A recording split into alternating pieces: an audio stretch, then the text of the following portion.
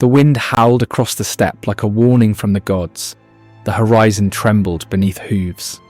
And then they came, riders cloaked in dust, faces masked in silence, arrows glinting like stars before dawn. Wherever the Mongols rode, the world seemed to stop breathing. Cities that had stood for centuries fell in a day, kingdoms turned to ash, and life itself became something fragile and temporary. When the horsemen surrounded a city, there was no escape. The air filled with drums and thunder, and the people inside, merchants, scholars, mothers, and children, clung to their faith, praying that the storm might pass. But the Mongols never passed. They surrounded, they waited. And when the gates finally broke, so did the order of the world. For the women who lived through it, the fall of their cities was not just the end of safety, it was the end of identity. The moment the walls collapsed, they ceased to be citizens or wives or daughters. They became property of the empire, the living spoils of victory. In the silence that followed conquest, their cries became part of the dust that covered the ruins. The Mongols were not only conquerors, they were collectors of submission. They measured victory not only in land, but in obedience, in silence, in fear. And for the women taken from conquered lands, that silence was their cage. They were marched for days across endless plains, bound in groups, stripped of home and name. Some were given to soldiers as servants, others forced to serve the court as symbols of submission, reminders that even beauty could be conquered. If you wish to uncover more stories like this, stories that reveal the hidden, darker truths of empire and conquest, then subscribe to the channel and like this video, because history is not only written in triumph and glory, it is written in the silence of those who could not speak.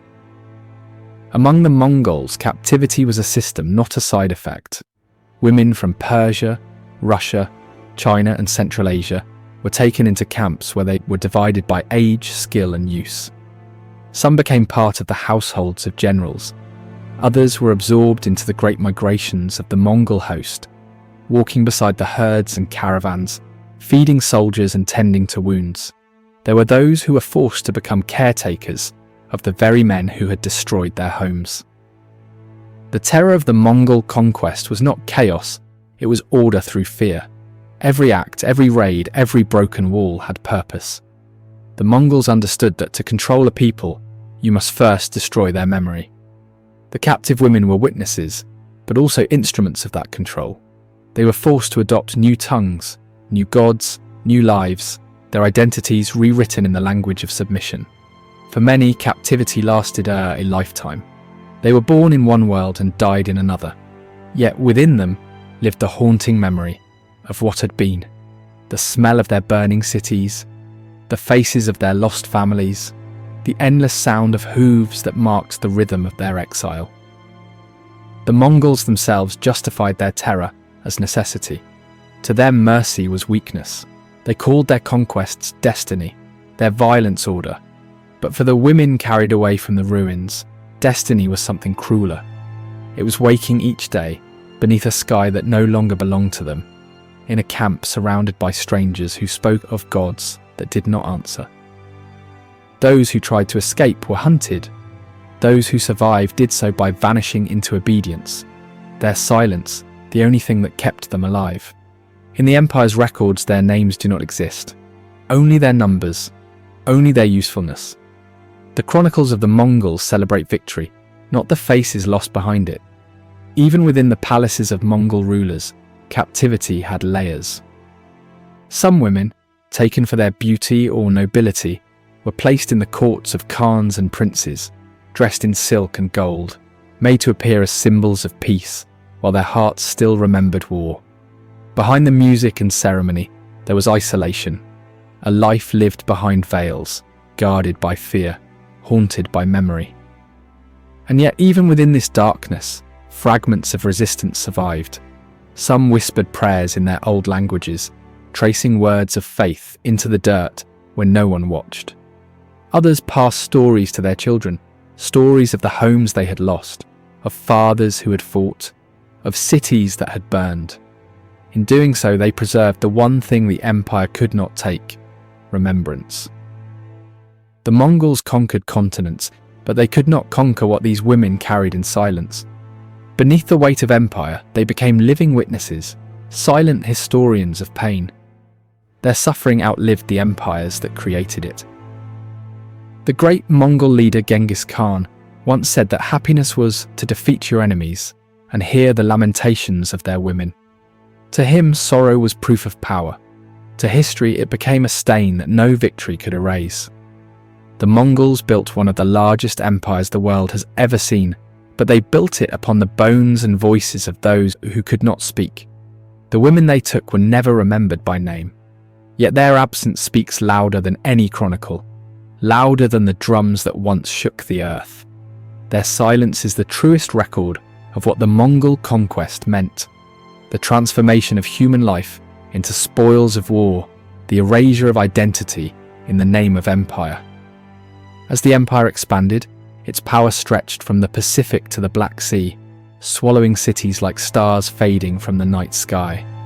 With each victory, new captives joined the endless march, women from Samarkand, Nishapur, Kiev, Baghdad, and countless nameless villages that never returned to the map.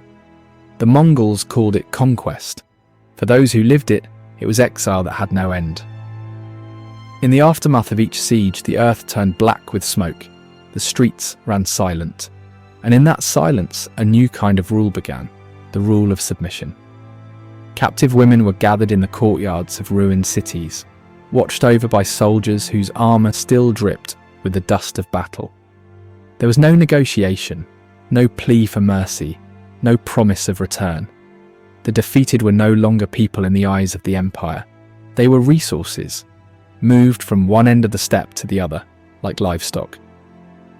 Some were taken as labourers, forced to tend to herds or grind grain for the army that had destroyed their homes. Others became part of the retinues that followed the Mongol generals as they rode across the world, bearing the burdens of empire, cooking, nursing, building, enduring. They were the silent backbone of the conquests, invisible yet indispensable. Their stories were carried not in chronicles, but in scars, in lullabies sung to children born far from their homelands. For many, the terror did not end when the battle stopped. Life under Mongol rule was a constant reminder of what had been taken. The women were surrounded by a language they did not know, customs they did not share, gods they could not call upon. Their captors ruled not only through force, but through the deliberate breaking of spirit. Families were divided, names were erased. Those who remembered who they had been risked punishment simply for remembering. The Mongols prided themselves on efficiency. Everything had purpose, even fear. The systematic uprooting of entire communities was not random violence, but a calculated act of domination. They knew that an empire cannot last on conquest alone. It must also reshape the memory of those it conquers.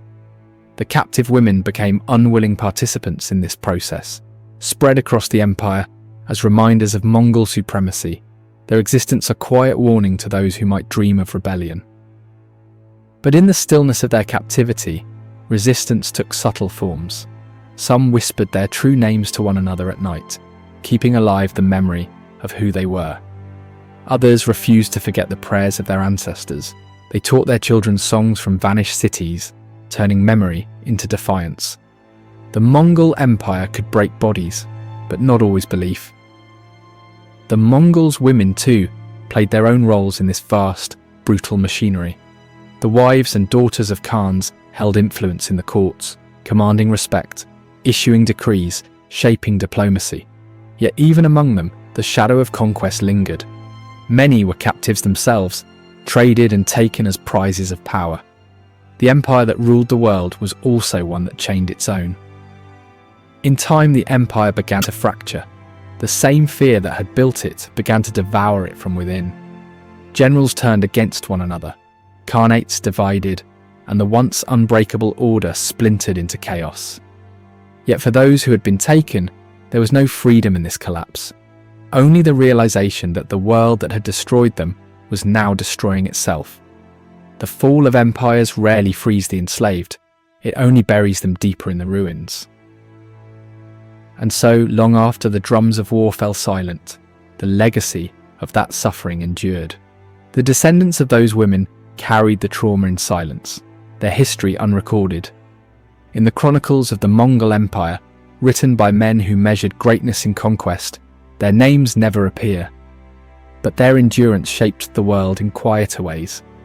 The songs of grief sung in the steppes, the whispered prayers of mothers in distant lands, the stories of loss that passed through generations, all of it formed the hidden memory of the Mongol age.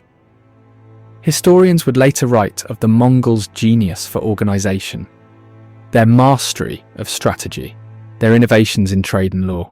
And it is true they built roads that connected continents, empires that united East and West. But beneath those roads lay the bones of the conquered, and beneath those achievements lay the suffering of those who had no voice. The empire's brilliance and its brutality were the same thing, two faces of one ambition. The women who survived the Mongol conquests did not write their stories, but they lived them.